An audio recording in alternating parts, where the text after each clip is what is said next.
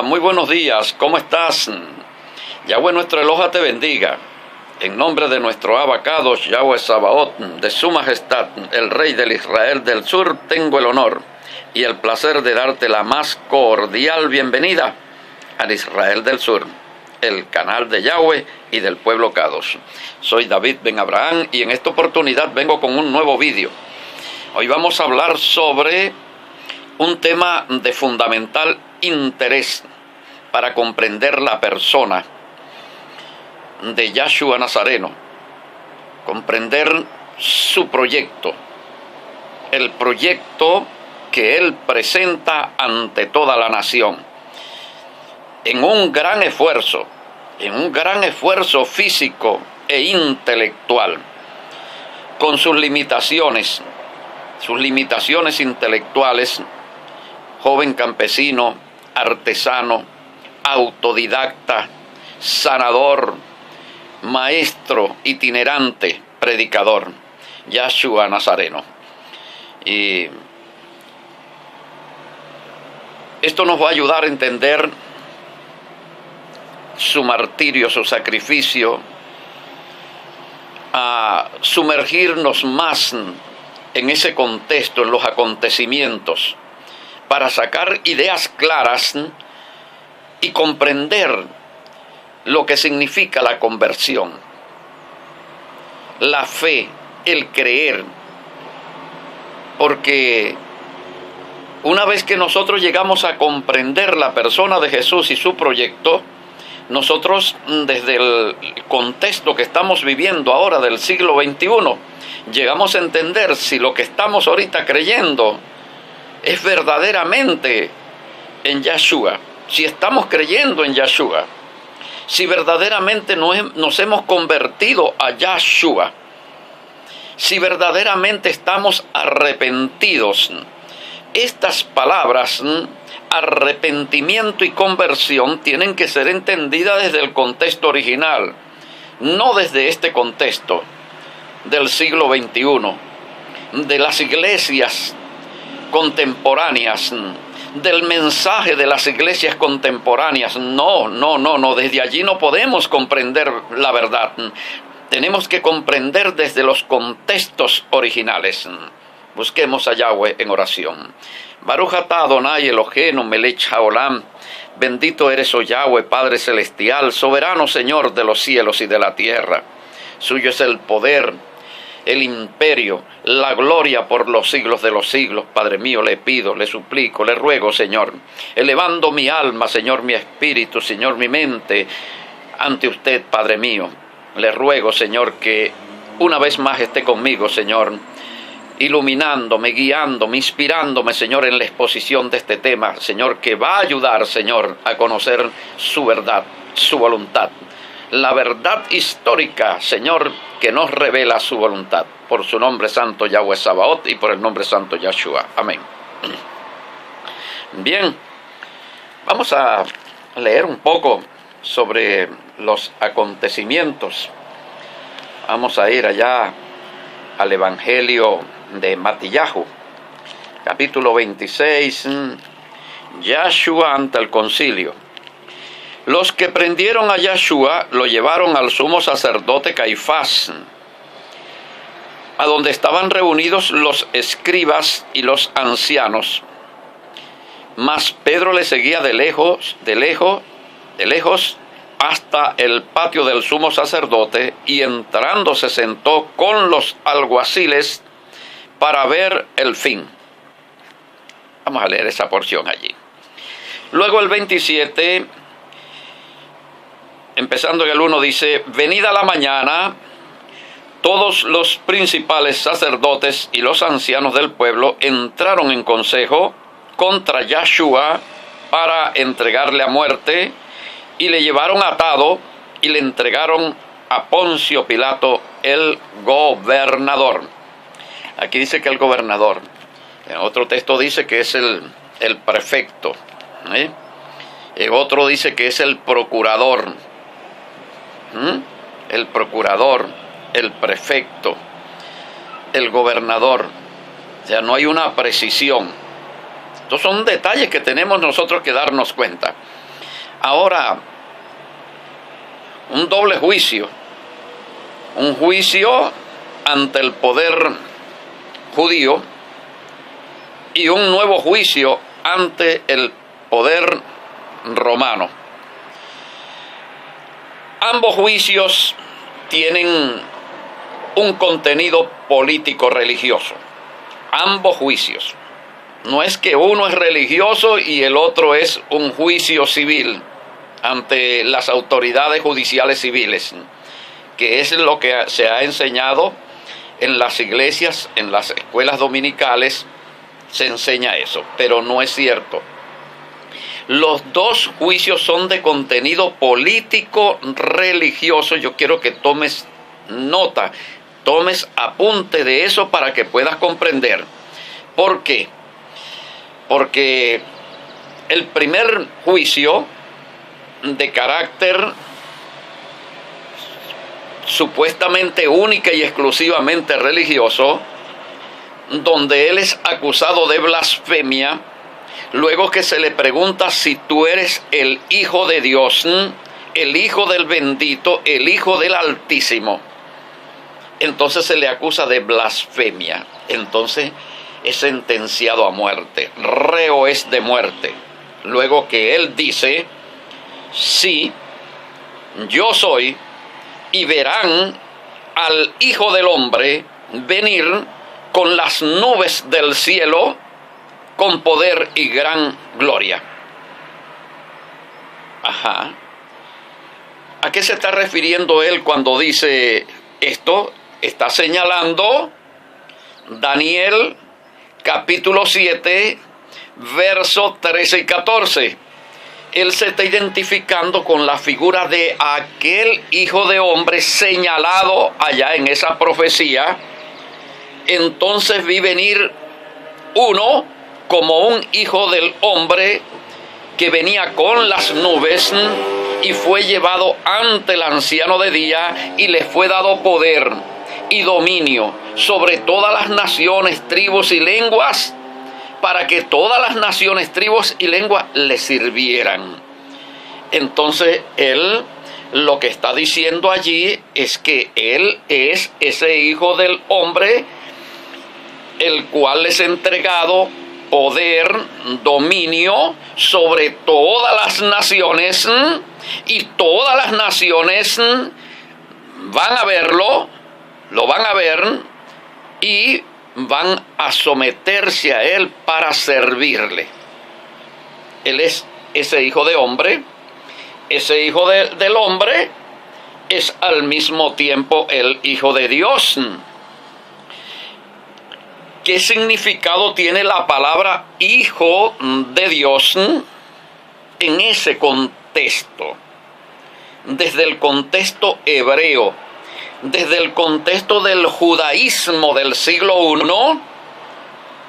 I, y que ese mismo sentido de la palabra Hijo de Dios viene desde el siglo X. Desde el siglo X se viene entendiendo esa palabra Hijo de Dios, tiene un sentido en Israel. ¿Cuál es ese sentido? Primeramente tenemos que saber que la nación de Israel fue considerada en la Taná como el Hijo de Dios. El Hijo de Dios es un grupo de tribus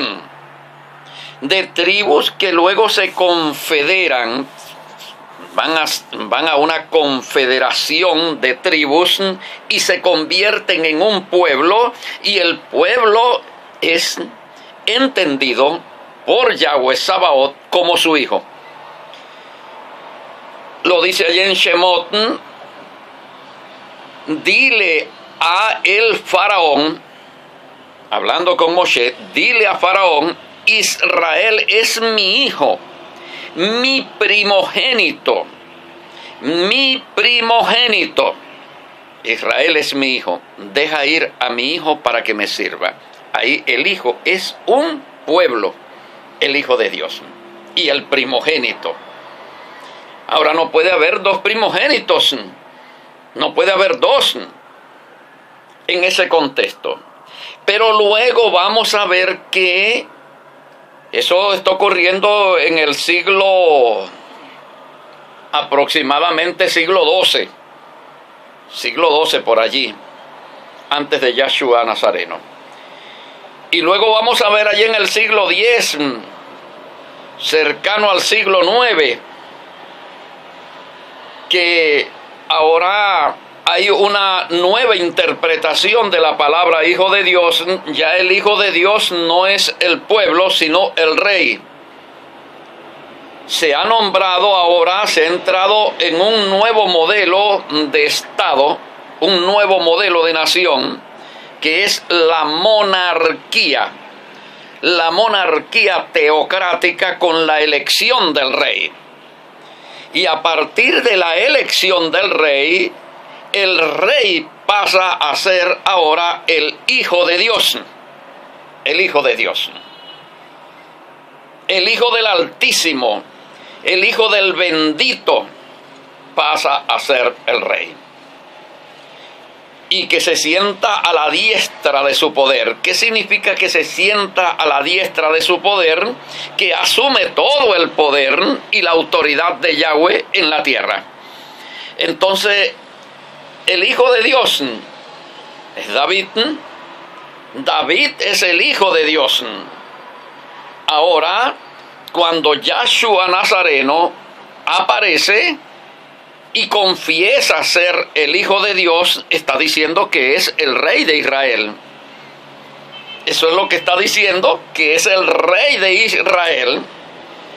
Ahora, este Rey de Israel, hijo de David y al mismo tiempo hijo del Bendito por adopción, porque Yahweh adopta al rey como su hijo, ahora pasa a tener como un carácter de divinidad por cuanto representa el poder divino en la tierra, representa al mismo Yahweh en la tierra, de tal manera que se sienta no en su propio trono, sino en el trono mismo del Eloha Israel. Imagínese usted lo grande, toda la gloria de este ser que se sienta en el trono de Dios. Primera de Crónicas 29-23, se sienta en el trono de Dios. Al sentarse en el trono de Dios es como si fuera Dios,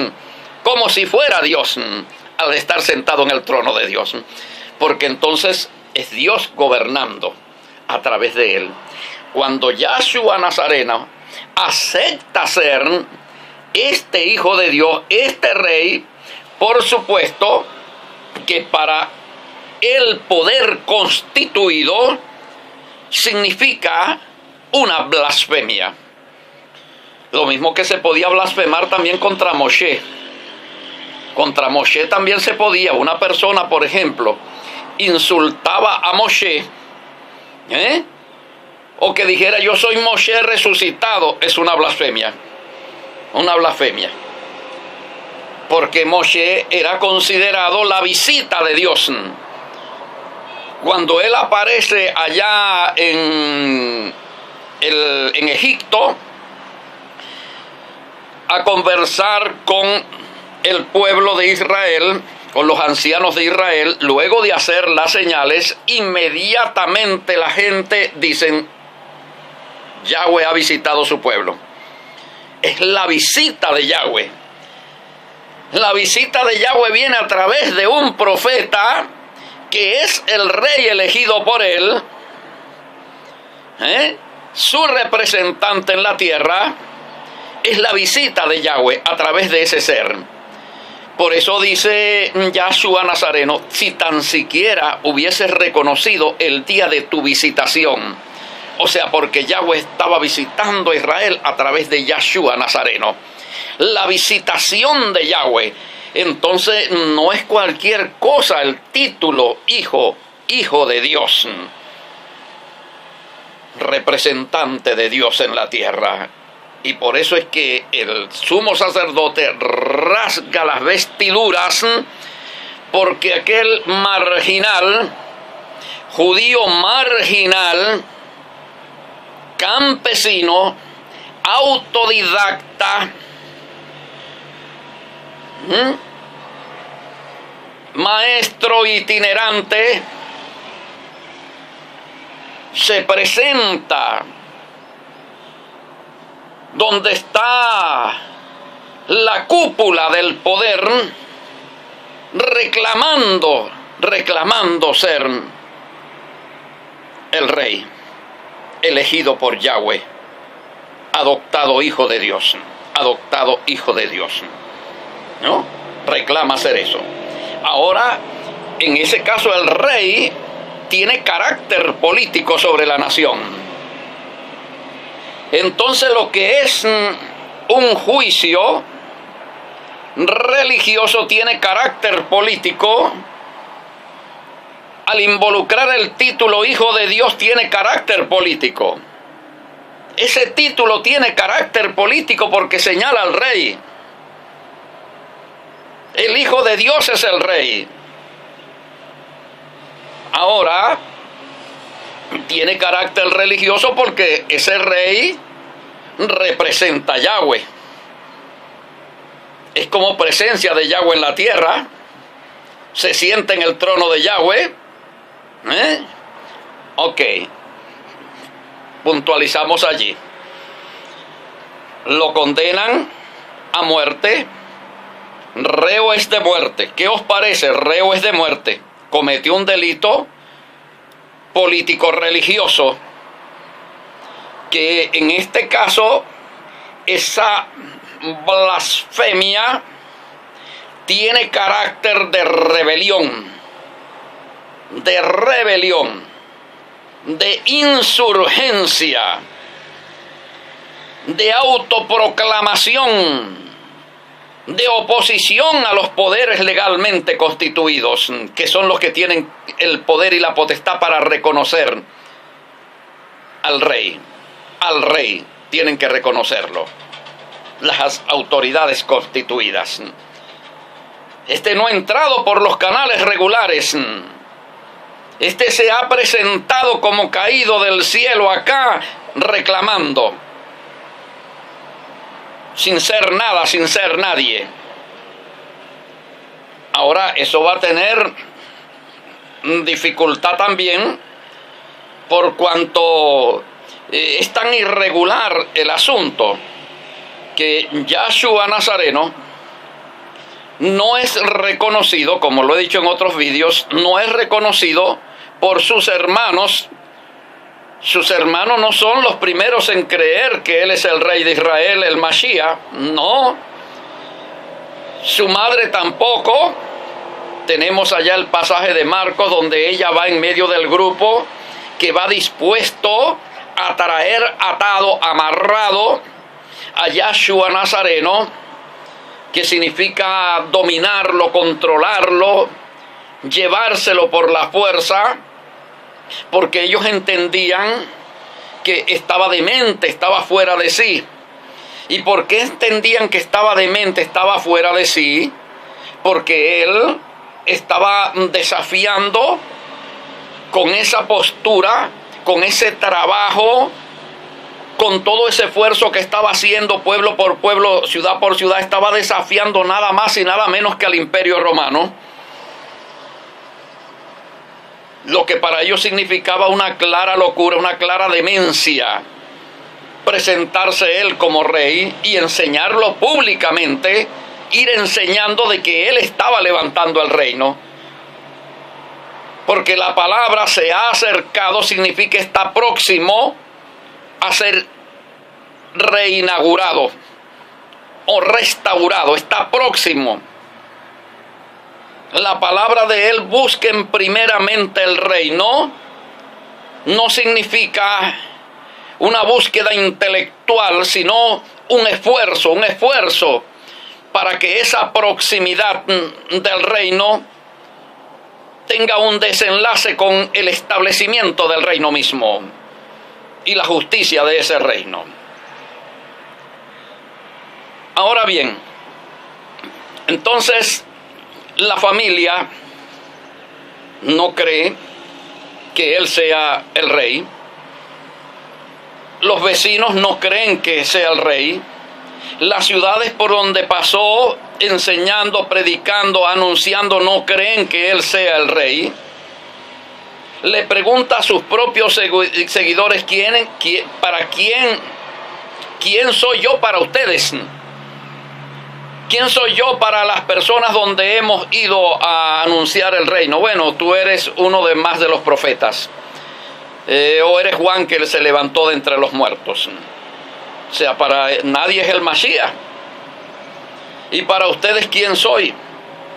Y cada uno de ellos dio su opinión, y allí el evangelista coloca a Pedro como alguien que logra, uno solo de ellos, que es el que lo va a negar después.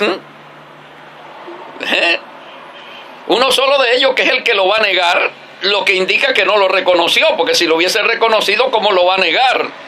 Entonces, estas son cosas que tenemos que nosotros ir analizando. Entonces, uno solo, tú eres el Mashiach, el Hijo. El Hijo asociado al título político de rey. Por eso es que cuando los hijos de Zebedeo ven que se aproximan a Jerusalén, inmediatamente se adelantan a solicitar los primeros puestos en el poder, porque ellos ya están claros de que ese es el Mashiach, el Hijo del Dios viviente, que quiere decir el Hijo adoptado de Yahweh. Entonces no es el reclamo de ser hijo consustancial, de la misma sustancia y esencia que luego le va a dar Pablo, el rabino Shaul, le va a dar esa reinterpretación, y sobre la figura del Mashiach histórico va a colocar el Mashiach celestial, segunda persona de la Trinidad, hijo consustancial con el Padre, y eso va a influir también en los evangelistas, ¿no? Eso hay que llevarlo por delante. Entonces, finalizado, ya sentenciado por un delito político religioso, en un contexto donde política y religión constituían un solo elemento, no estaban separados, en un solo elemento. Pero luego nos vamos al segundo juicio, cuando es entregado a Roma, a las autoridades seculares. Ahí tenemos que ver una cosa. Primeramente, Pilato, prefecto. ¿Por qué prefecto? Porque aparece una evidencia arqueológica, una parte, una porción de una columna donde está grabado el nombre Poncio Pilato, prefecto de Judea, no gobernador de Judea. Es más, el gobernador no estaba allí, estaba en Siria, estaba ubicado en Siria. Félix fue gobernador, ¿no? Judea no era una gobernación. La gobernación era Siria, y Judea estaba agregada a Siria, a esa gobernación, ¿no? Estos son los datos históricos. Entonces es presentado delante del tribunal romano, que va a administrar la justicia romana de acuerdo al derecho romano. Poncio Pilato. Le es presentado este hombre. ¿Cuáles son las acusaciones? Uno, alborota al pueblo, yendo por todos los caseríos, aldeas, pueblos, dice alborota al pueblo. La palabra alboroto en ese sentido quiere decir levanta al pueblo, lo va levantando quiere decir lo va rebelando en contra del poder. Eso es lo que significa alborotar. Alborotar es generar motín, amotinamiento del pueblo, alzamiento del pueblo, insurgencia del pueblo, o sea, sedición del pueblo. O sea, va provocando una sedición popular, una sedición del pueblo marginado. Es la acusación. Se hace rey. ¿Por qué ellos presentan la acusación de que se hace rey? Se hace rey por cuanto dice ser hijo de Dios. El hijo de Dios en ese contexto es el rey. No está en la mente de Caifás, en la mente de Anás, en la mente del concilio, la figura del hijo consustancial. Eso no cabe en la mente de un hebreo. Vuelvo a repetir, la idea de hijo consustancial con el Padre no cabe en la mente de un judío del siglo I ni de todos los siglos hacia atrás. Esa idea no cabe. Por eso el Shema Israel, Adonai Eloheinu, Adonai Echad, es uno, donde no cabe la palabra son uno no, es uno. Es uno, singular e indivisible. Monoteísmo como fundamento de su fe, de la religión de un pueblo, de su religión histórica. Y Yahshua Nazareno es también un judío practicante del judaísmo del siglo I. Ahora, como judío practicante del siglo I, también él mismo lo confirma cuando habla del primer mandamiento. Oye Israel, Yahweh nuestro Eloha, uno es. Elohenu significa nuestro Dios, uno es. Hay gente que dice no utilicen la palabra Dios porque Dios son los demonios. ¿Vio? Mire, la palabra Elohim que aparece en Bereshit, entonces Elohim creó, en el principio creó Elohim. Esa palabra Elohim se utiliza también para el becerro de oro. Esa palabra Elohim se utiliza también para el espíritu de Samuel allá cuando la adivina de Endor, la palabra Elohim. La palabra Dios y la palabra Elohim son aplicables también a los dioses. Pero sin embargo también se utiliza esa palabra Elohim para referirse a Yahweh. ¿Vio? Ahora, lo único es el nombre. El nombre sí no es aplicable a nadie. Yahweh. Yahweh es solamente uno solo. No existen dos Yahweh. Y esa palabra Yahweh no es aplicable a ningún otro Dios. Es nombre exclusivo del Eterno, del Altísimo. Bendito sea su nombre por siempre. Ok. Entonces, el mensaje que va creando alboroto, mensaje alborotador, sedicioso, que es presentado ante la autoridad romana, es el mismo evangelio. ¿Por qué? Porque la palabra evangelio ahí está contrapuesta, como bien estudiada y bien colocada. ¿Por qué? Porque en ese contexto tenemos otro evangelio. ¿Cuál es el otro evangelio? El evangelio de Roma. Roma también tiene su evangelio. La palabra evangelio significa buenas noticias. Todo lo que anunciaba el César inmediatamente era anunciado a las naciones gobernadas por Roma como evangelio. Entonces, cuando Yahshua Nazareno comienza a anunciar el reino, lo anuncia como evangelio, pero como el verdadero evangelio, o sea, como la verdadera buena noticia, lo que niega que lo del César sea la verdadera buena noticia. La buena noticia no la tiene Roma, no la tiene el César, ellos no tienen el evangelio lo tiene Yahshua Nazareno. Entonces, un evangelio contrapuesto a otro evangelio. La otra cosa es el título Hijo de Dios.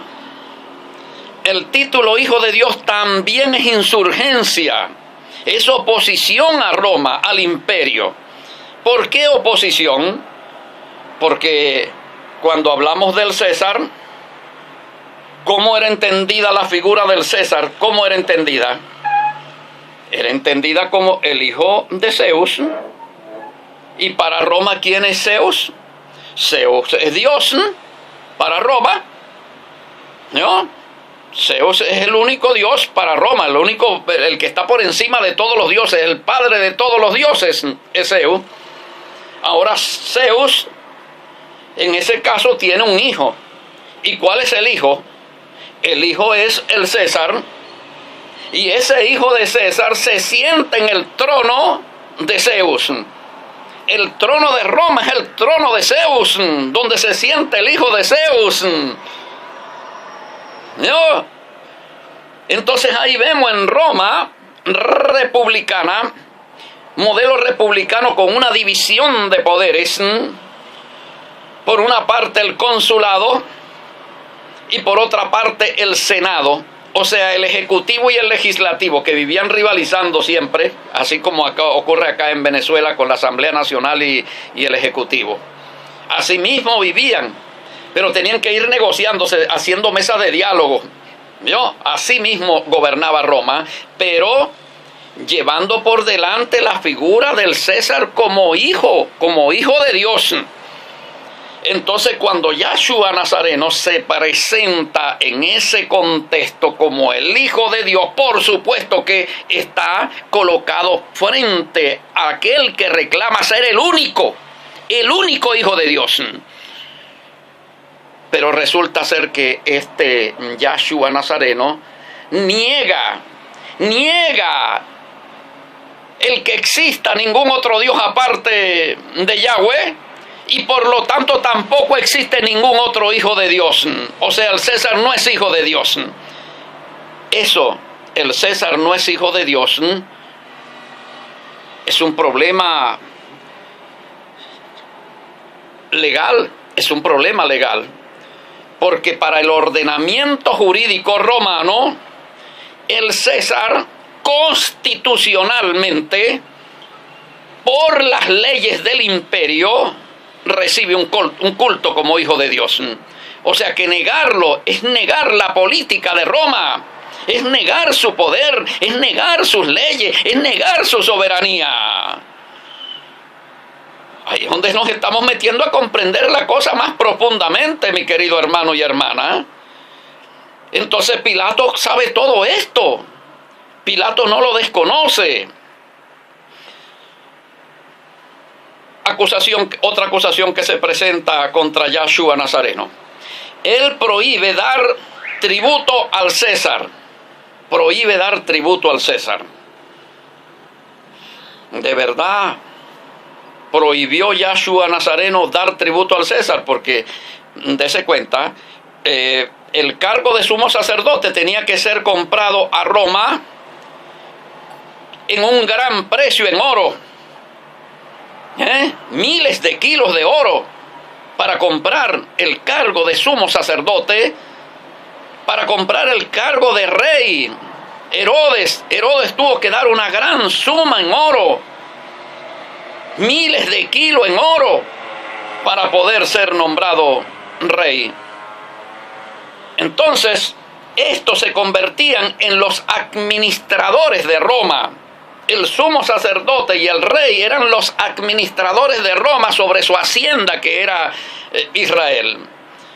Israel, una parcela explotada por Roma, poniendo allí unos lacayos. Ahora, estos tenían una misión. Para Roma tenían una misión. Una, religiosamente cumplir con el tributo en oro. Aunque tuvieran que sangrar al pueblo, no importa, pero tenían que cumplir con la cuota y tenían que exceder para poder lograr la parte que ellos se quedaban. O sea, por lo menos el doble. El tributo para Roma y la otra parte para quedárselos ellos. ¿No? Entonces, de esta manera, Roma, por medio de sus lacayos, oprimía enormemente la nación. La nación gemía la opresión de Roma a través de estos traidores, de estos lacayos. Se va comprendiendo el asunto, ¿no? Entonces, tenían que garantizarlo. Y para ello, establecían una moneda que era la moneda internacional, la divisa internacional, el dólar de ese tiempo. Porque el sistema es el mismo que tenemos hoy día, aquí en la República de Venezuela y en todas las demás repúblicas de América. Es el mismo sistema romano, el mismo derecho romano el que está acá. Y por eso usted ve el panteón, ve el culto a los héroes, las plazas, los ritos, que las ofrendas florales que son sacrificios, comprende, los himnos, toda la simbología, la iconografía pagana, todo lo mismo de Roma, el mismo sistema establecido acá.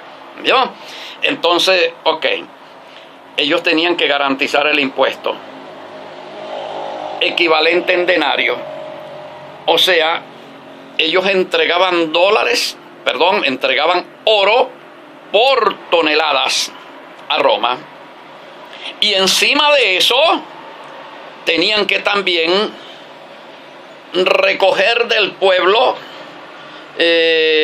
por ejemplo, si el pueblo producía una cosecha, por ejemplo,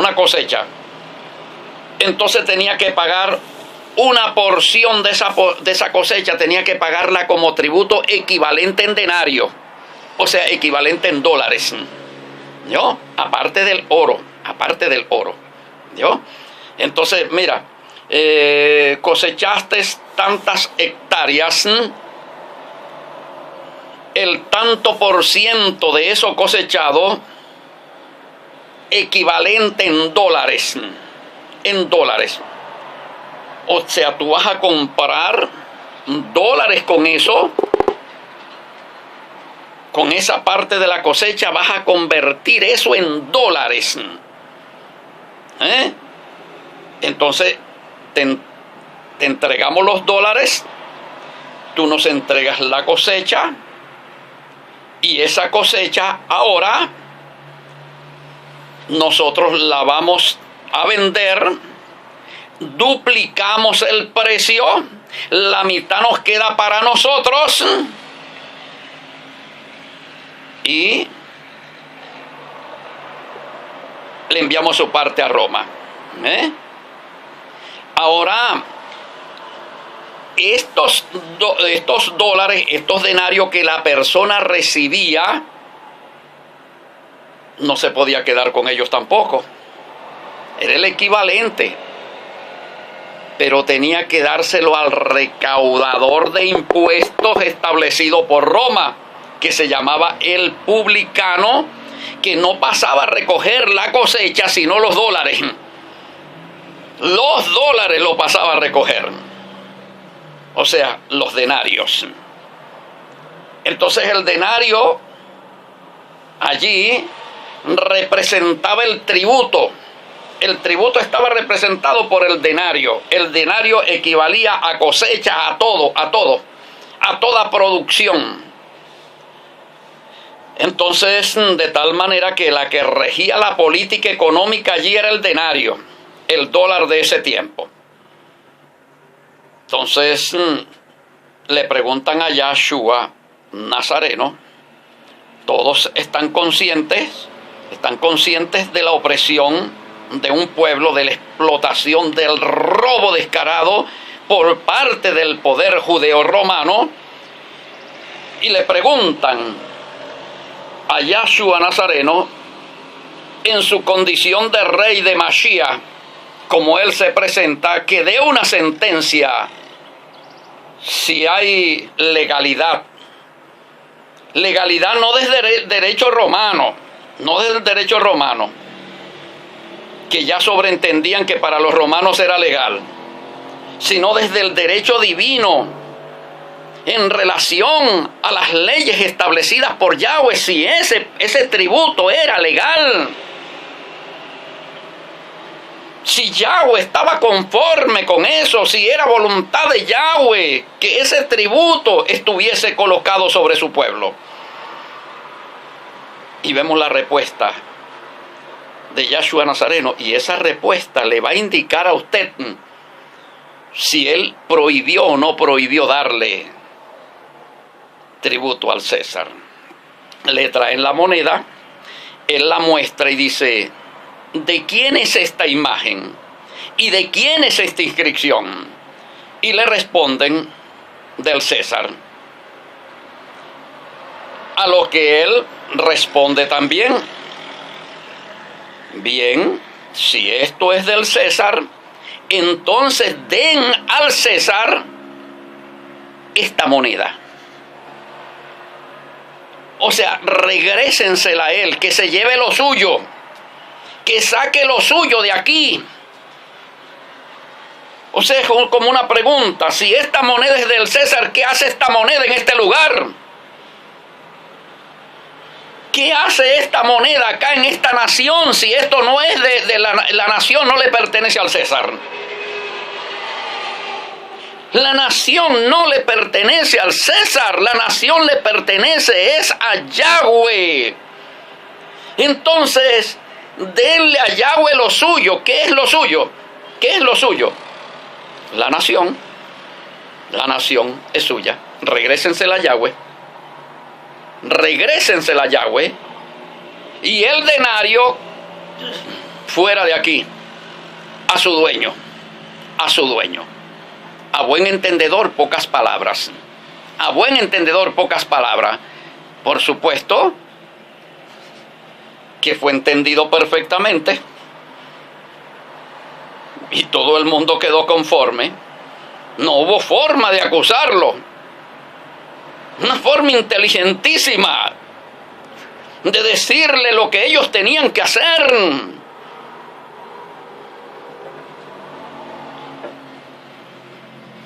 Ok. Entonces, la acusación, él prohíbe dar impuesto a César. O sea, él le dice al César: saca tu asunto de acá. Ahora, vamos a la parte del reino. El que se hace rey, a César se opone. Él se ha presentado acá, montado en un burrito, enviando la señal de que él es el rey de Sión. No temas, hija de Sión, he aquí tu rey viene a ti, manso y humilde, sentado sobre un pollino. Él, con esa figura, nos ha dicho a nosotros claramente que él es el rey. Luego él, todo esto yo creo, estoy seguro de que estos, vamos a decirlo criollamente como dicen aquí, estos chismosos le metieron todo el cuento, se lo metieron a Pilato. Le dijeron: mira, él nos narró a nosotros una parábola donde él se presenta como heredero del trono y de la corona, y nos acusa a nosotros de querer asesinarlo para quitarle su corona y su trono. Y allí es donde entra el que los soldados, en respuesta a esa parábola, le colocan la corona de espina. Tú estás reclamando una corona, bueno, aquí tienes la corona. Tú estás reclamando ser rey, bueno, aquí tienes tu capa púrpura, tu manto púrpura, aquí tienes tu manto púrpura, símbolo de rey, de realeza. Y aquí tienes el báculo y le ponen un palo en la mano, ¿vio? Ridiculizándolo por la exigencia que él hace de ser el rey, hijo de Dios, porque el hijo de Dios significa el rey. El rey es el hijo de Dios, él se presenta como el rey, hijo de Dios. David era el hijo de Dios, el rey, hijo de Dios. Estamos entendiendo bien, ¿no? Ahora, el reino de Yahshua HaMashiach. El reino de Yahshua HaMashiach. El reino de él es un proyecto de sociedad. La sociedad que él está construyendo es una sociedad de acuerdo al diseño presentado en el Sinaí delante del pueblo de parte de Yahweh por Moshe. Es una nación de hermanos, no es una nación de vecinos, no es una nación de rivales, de competencia feroz, de grandes injusticias y desigualdades. No, su modelo es un modelo de amor, de justicia, de misericordia, de paz. Su reino, donde él invierte las cosas, las autoridades son servidores de sus hermanos. Los que están en el poder son los que sirven y los que no están en el poder son los servidos. O sea, está colocando el modelo de monarquía contrario al de Roma, donde los que están abajo sirven a los que están arriba. Los que están abajo son los servidores de los que están arriba. Es el modelo romano. Y el modelo de Yahshua es al revés. Los que están arriba son los que sirven a los que están abajo.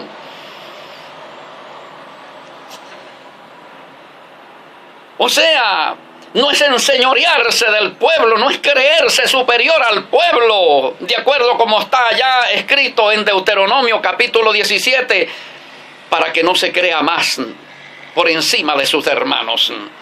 Léalo para que usted vea el mismo modelo de allá, presentado por Yahshua Nazareno, el reino como un proyecto de sociedad, de cultura, el reino como una nación santa. Primera de Pedro capítulo 2 verso 9, en cumplimiento a Éxodo 19:6, ese es el reino que él está presentando.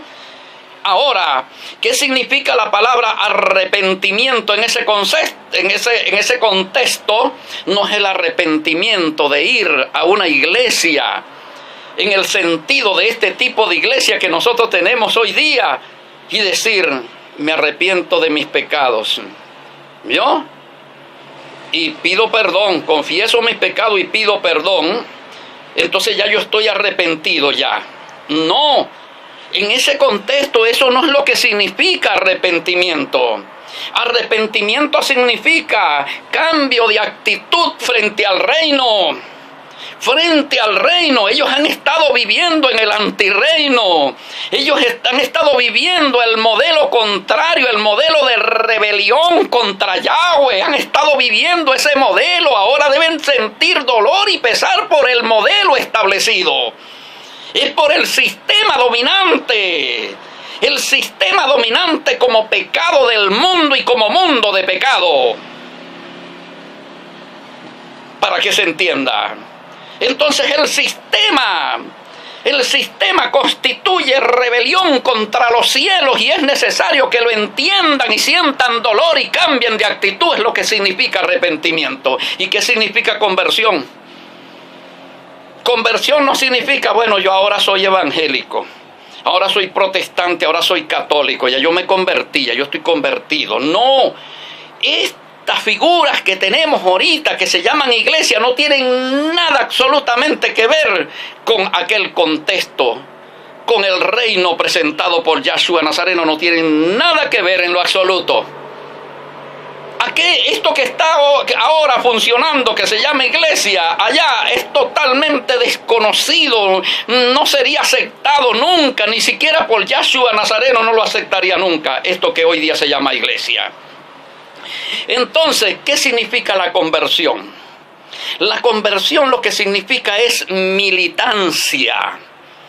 Militancia, como dice el rabino Shaul muy bien allá en Primera de Timoteo, todo el que milita no se enrede en los negocios de la vida a fin de agradar a aquel que lo tomó por soldado. Entonces se trata de una militancia. ¿Y qué significa militar? Militancia, ¿qué significa? Significa trabajo, significa lucha, significa sacrificio, significa protagonismo, construcción de ese reino. Eso es lo que significa. Ahora, ¿qué significa creer en Yahshua? Creer en Yahshua no significa, Señor, te acepto como mi único y suficiente Salvador.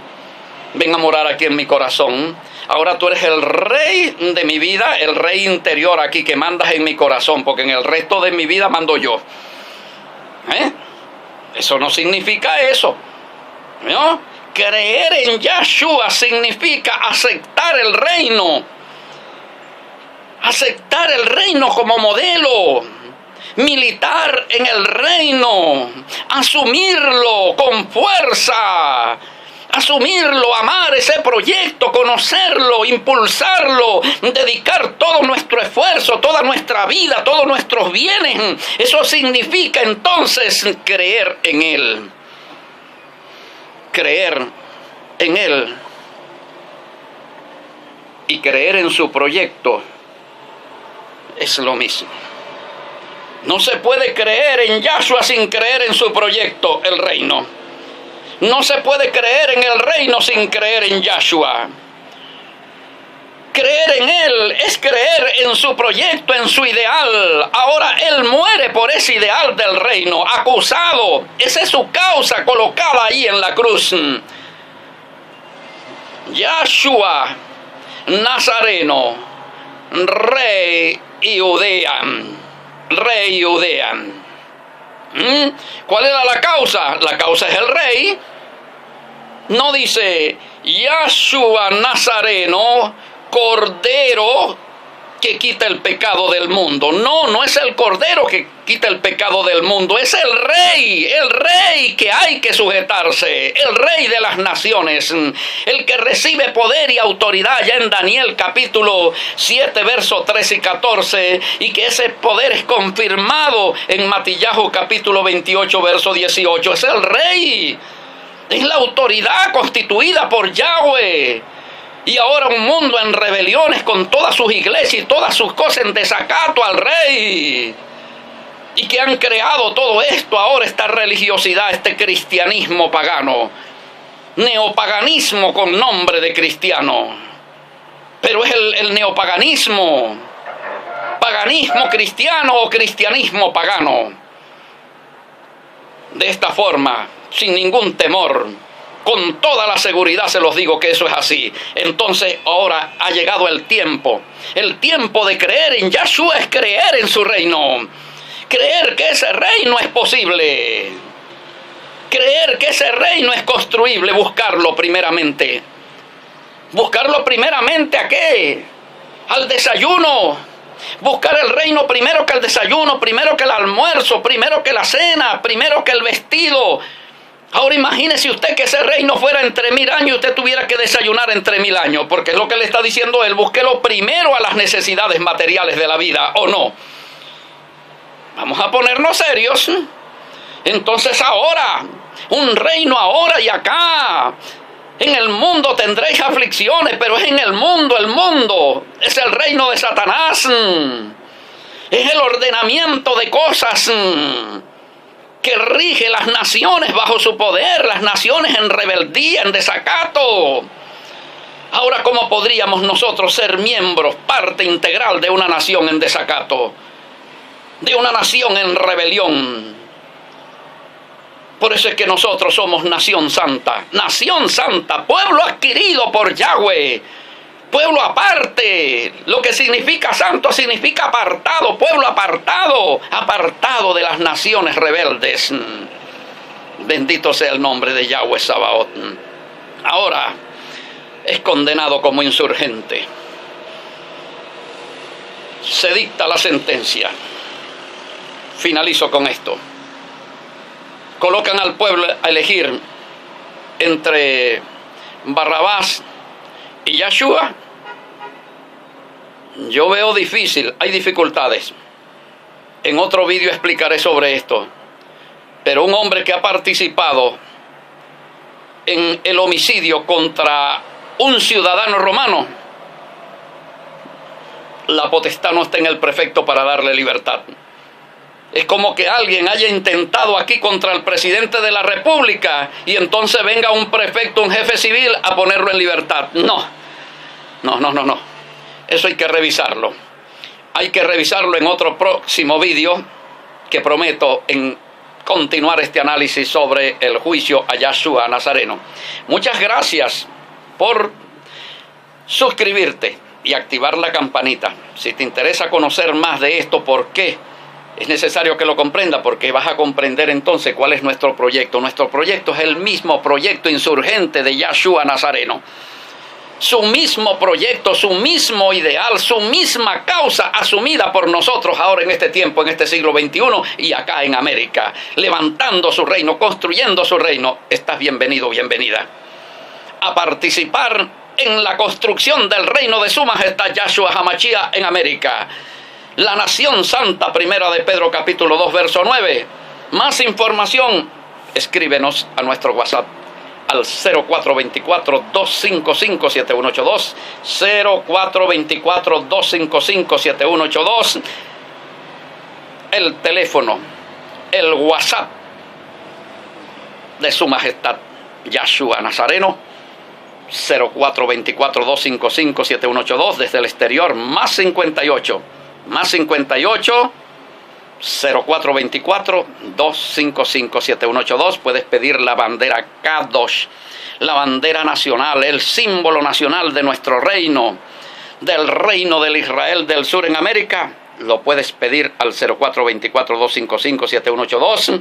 Puedes pedir también el mapa territorial, la moneda, los billetes, la constitución, bueno, las banderas de las 12 gobernaciones, de las 12 regiones, los escudos, el escudo nacional, bueno, un sinfín de cosas.